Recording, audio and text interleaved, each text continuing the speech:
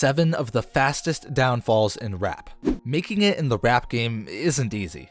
We've all seen the spam comments flooding social media of rappers trying to advertise themselves, right? It's annoying, but they only do it because new rappers need to try everything they can to get eyes on them. SoundCloud and other streaming services have made it so that anyone could upload their tracks onto the internet, and that means that there is more competition now than ever. You need to have some real talent and some real luck to be able to make it in today's world. But getting to the top isn't all that rappers need to do. They also need to figure out how to stay there.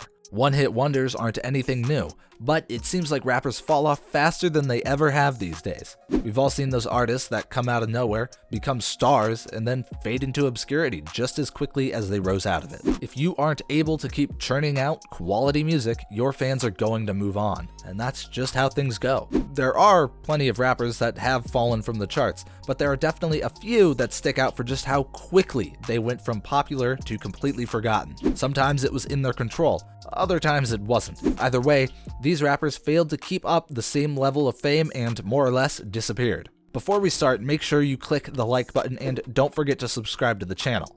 Now, here are 7 of the fastest downfalls in rap music. Number 7. YNW Melly. In a way, we don't really know what the future holds for YNW Melly. The mixed personalities rapper is currently awaiting trial for some quite serious charges. The situation isn't looking great, but it's always possible that he's proven innocent. If that's the case, he definitely could make a return to rap. Emphasis on the word could there. It would be a tough path for him. His arrest brought his momentum to a complete halt and at a super pivotal point in his career. Most people were introduced to Melly through Murder on My Mind.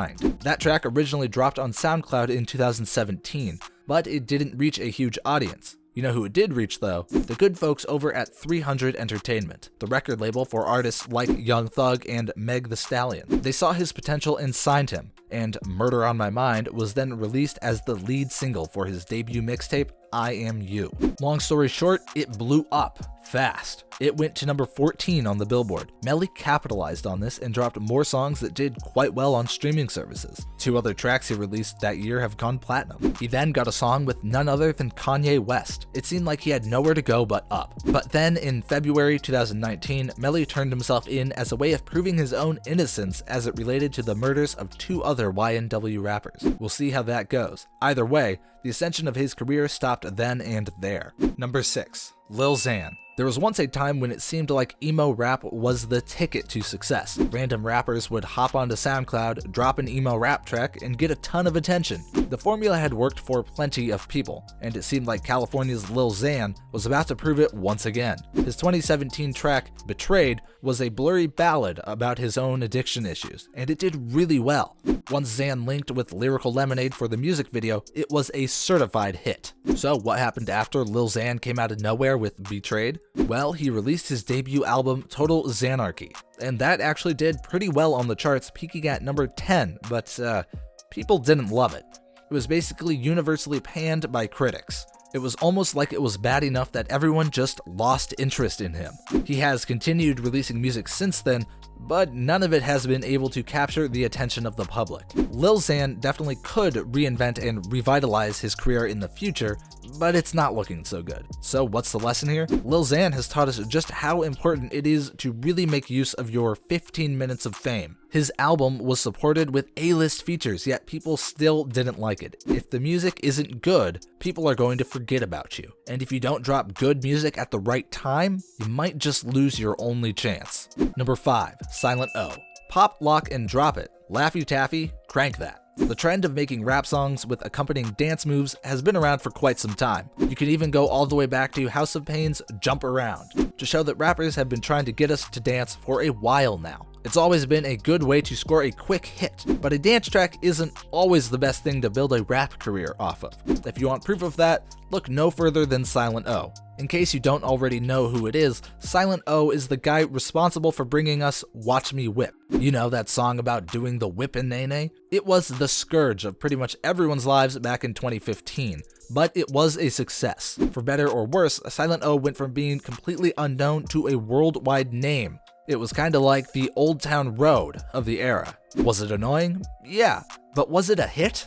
absolutely. The story of Silent O gets a little weird after the release of Watch Me. It took him 3 whole years to release an album that followed up the song, which in hindsight was obviously a huge mistake. No one wanted to hear Silent O at that point. He dropped a follow-up album only a few months later, which was also not a great idea. In 2020, he was arrested for walking into some random person's house with an axe. And earlier this year, he was arrested on the charges of being responsible for the death of his cousin. Man, that got dark fast. I don't think a Silent O comeback is likely now. Number 4, Jaequan. I know I said earlier that it's easier to gain popularity and fall off now than it used to be, and that's true, but make no mistake, falling into obscurity really quickly is something that has been happening for some time now. St. Louis's Jaequan is evidence of this. His career was set to explode back in 2004, and then it just more or less fizzled to a stop. While he's continued releasing music, the damage was already done. To fully understand the Jaequan situation, we need to rewind a bit. The first few years of the 2000s were a bit of a golden age for the St. Louis hip-hop scene. Chingy smashed the charts with Right Thur, Nelly was dropping #1 hits like Hot in Here, and other artists from the city were holding it down as well. Jaequan was one of them. When he released Tipsy in 2004, it stayed on the charts for 14 weeks and climbed all the way up to number 2 in that time. But Jaequan made the same mistake that Silent O did. He took way too long to release more music. Tipsy was a hit, but he didn't release another album for 5 whole years. And 5 years is a really long time in the music world. And St. Louis artists in general weren't doing as well in 2009. Jaequan's story is a sad one, as he had a lot of potential to be a massive artist at the time. Unfortunately, it seems like his time in the limelight has passed. Number 3, Fetty Wap. Out of all the rappers on this list, Fetty Wap's story might be the saddest. It's not like he ran into legal trouble like Silent O or YNW Melly, and it's not like he released a bad project like Lil Xan. Fetty Wap's moment just ended. It's not like he did anything wrong. One day, every song he made was pure gold, the next, people just didn't care about Fetty anymore. He went from consistently dropping hits to never making the charts. And when I say consistently, I really mean it. Fetty's career circa 2015 was unbeatable. He really ran the radio that year. Everyone knows the song Trap Queen, which has gone diamond by the way, but his next few singles all did great as well. 679 hit number 4 on the Billboard Hot 100. My Way went to number 7, and again was respectable at a peak of number 33. The beginning of 2016 brought a couple good tracks, and then nothing. His career had a brief resurgence when he was featured on 6ix9ine's Kiki, but it's been very quiet aside from that. Tragically, Fetty has actually released a good amount of music since he fell off at the beginning of 2016. He's dropped about 10 tapes since then. He has never recorded a formal follow-up to his self-titled album that went to number 1, so perhaps his next album could bring him back. I still have faith, and his recent music hasn't been half bad either. The general sentiment towards Fetty still seems really positive on the net, so it'd be great to see him make a full return. Number 2, Bobby Shmurda. With the recent release of Bobby Shmurda, things just feel like they make more sense. Bobby's career fell apart out of nowhere after an excellent start, and he definitely has the chance to hit the charts once again, now that he's a free man. But Bobby's situation reveals a tough thing about the music industry. Even if people remember you after you take a break, you still need to bring the heat to make them care about your music. And it remains to be seen if Bobby is capable of that. In a way, Bobby is a bit of a one-hit wonder. His debut single peaked at number 6, and he was never able to really match that level of success again.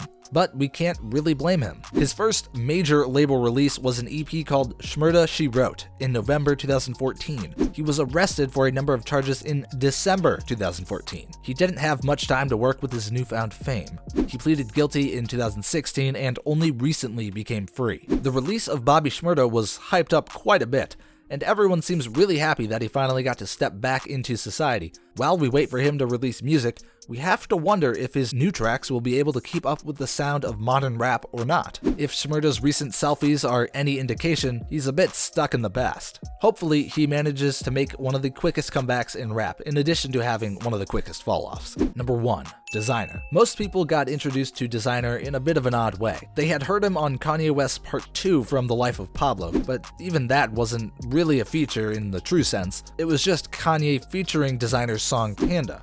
that had already been out. On top of that, he was uncredited in the song, and most listeners thought that it was just Future, or a Future clone. Regardless, the information got out and Designer's career skyrocketed. The boost from Kanye got Panda to the top 40, and Designer was quickly signed to Kanye's Good music label. But if you're familiar with rap labels, you probably already know that it isn't as good as it sounds.